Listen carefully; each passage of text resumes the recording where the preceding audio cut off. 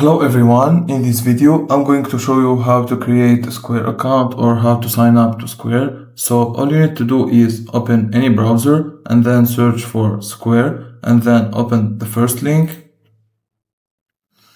You can see products, hardware, the pricing of Square and everything, and then you need to press on get started,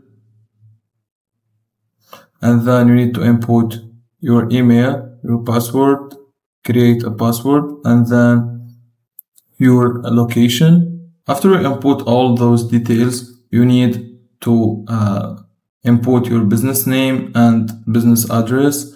And then if your business doesn't have a permanent address, you need to check this box. For example, we name it, and then we check this, press on next, and then you can see what the kind of business best describes Test Auto, for example, automotive services.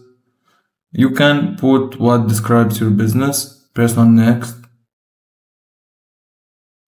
and then you can input what's your annual revenue approximately, and then you will be signed into Square.